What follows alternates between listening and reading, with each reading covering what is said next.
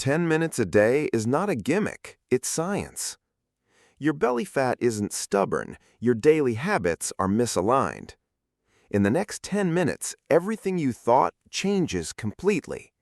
No gym membership, no fancy equipment, no starving yourself required.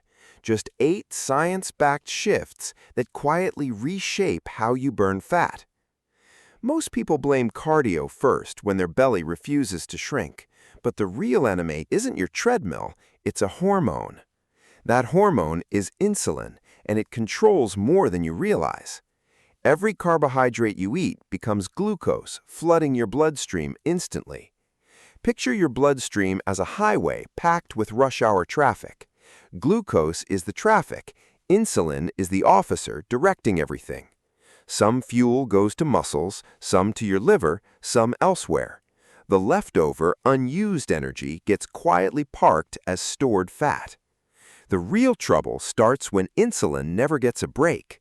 Sugary snacks, soda, oversized meals, constant grazing keep it elevated. While insulin stays high, your body refuses to burn stored fat.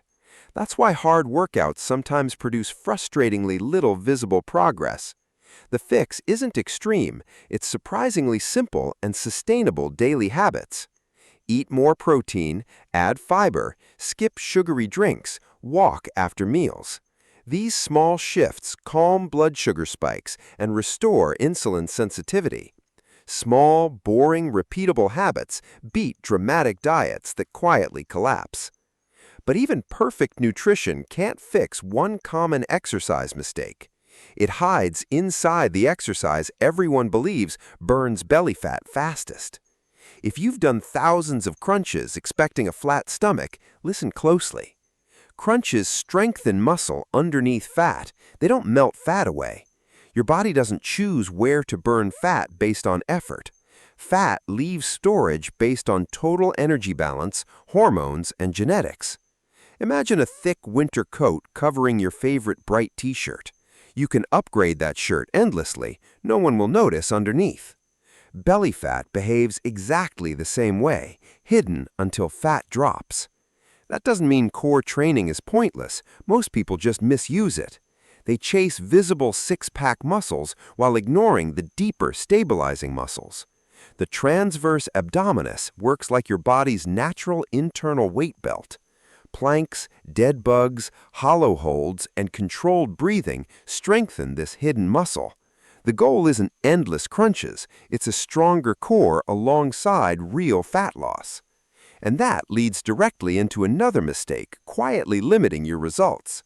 People assume more cardio automatically equals more fat loss, always. Here's a question that surprises almost everyone who hears it. 2 people burn identical calories today. Why does one lose fat easier? The answer isn't hidden in the treadmill, it's hidden in muscle. Muscle isn't just aesthetic, it's one of your most metabolically active tissues. Every contraction pulls glucose from your blood and burns it as fuel. More muscle means better carbohydrate handling and stronger long-term metabolic health. That's why relying only on cardio eventually becomes a losing strategy. Cardio deserves a place in your routine, but it can't stand alone. Ignoring resistance training means ignoring one of fat loss's biggest drivers. Think of muscle as your car's engine, not just fuel efficiency. Cardio burns fuel while driving. Muscle determines how efficiently fuel gets used. A stronger engine builds a foundation cardio alone simply cannot replicate. You don't need to become a bodybuilder to gain this advantage. 2 or 3 full-body strength sessions weekly are genuinely enough. Focus on squats, rows, push-ups, presses, and deadlifts consistently over time. The goal isn't burning calories today, it's upgrading your metabolism permanently. But another mistake quietly sabotages progress long before you reach the gym. It happens in your kitchen, often disguised as healthy choices. You can fill your cart with organic, natural, low-fat labeled foods, and still struggle badly if those foods exceed your actual energy needs. The real issue isn't just what you eat, it's how filling it is. Picture two meals holding identical calories but completely different volumes. One is cookies and a sugary drink, gone in 90 seconds.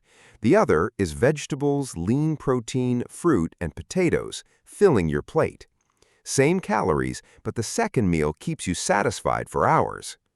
This concept is called volume eating, and it changes everything mentally.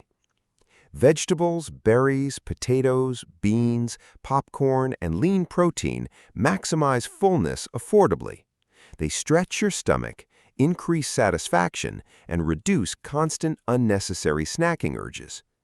Protein especially helps preserve muscle while your body burns through fat.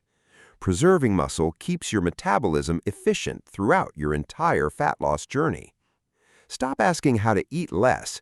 Start asking what keeps you fuller.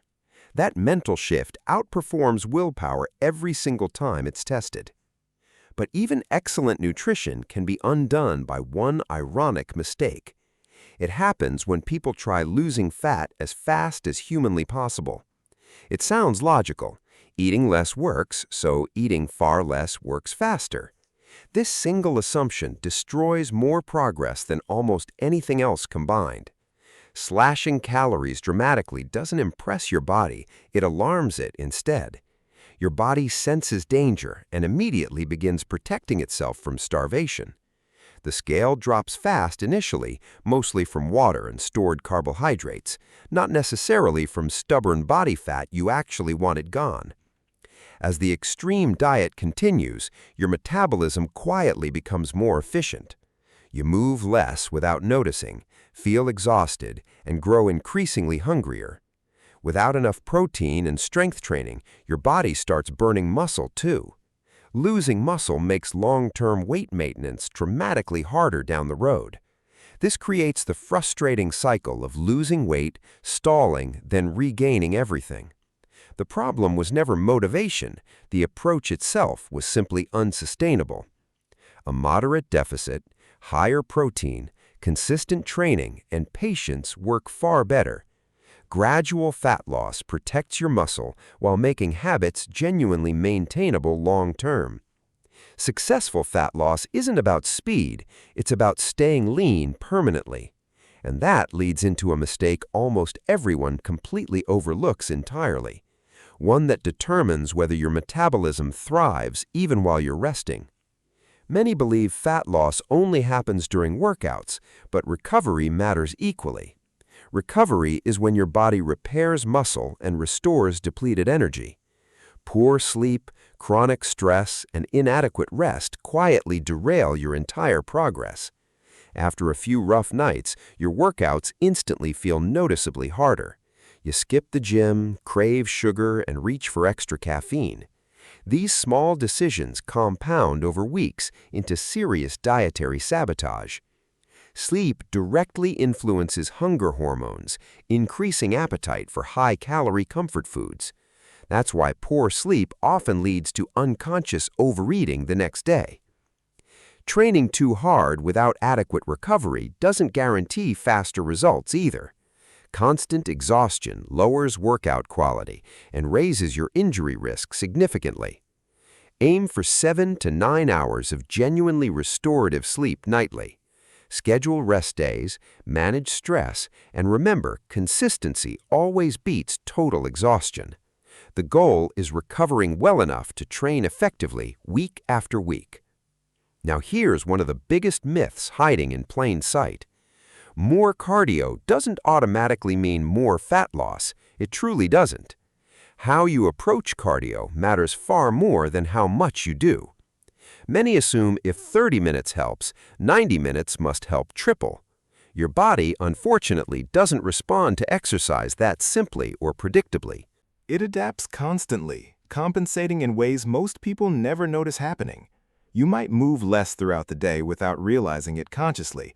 Fewer steps, more sitting, lower energy, all quietly undermining your extra effort. This explains why fat loss sometimes stalls despite exercising even more. Long daily cardio sessions also make recovery significantly harder to achieve, especially when combined with restrictive eating and inadequate caloric intake. Instead of asking how much cardio you can survive, ask something different. Ask how much cardio you can actually recover from consistently. Moderate cardio, daily walking, and 2 or 3 strength sessions work beautifully together. Cardio is a tool for health, never a punishment for existing. It shouldn't leave you too exhausted to maintain any other healthy habit. But one final mistake quietly destroys nearly every fat loss plan eventually. It isn't about exercise, and it isn't about nutrition either. It's about what happens weeks into consistency, right before real results appear. The hardest phase of fat loss usually isn't the beginning stage, it's the middle, when effort feels invisible and motivation starts fading fast. This is exactly where most people quit, right before real change. They assume their metabolism broke or their body refuses to cooperate. In most cases, that assumption is completely, frustratingly, provably wrong. Fat loss is rarely a straight line. It fluctuates constantly and naturally. Water retention, sodium, stress, hormones, and digestion all shift daily weight. You can genuinely lose fat while the scale barely moves for weeks. Successful people never judge progress from a single isolated weigh-in moment. They track weekly averages, waist measurements, clothing fit, and gym strength. Those signals reveal far more truth than any single morning number. Think of fat loss like watching ice slowly melt over time.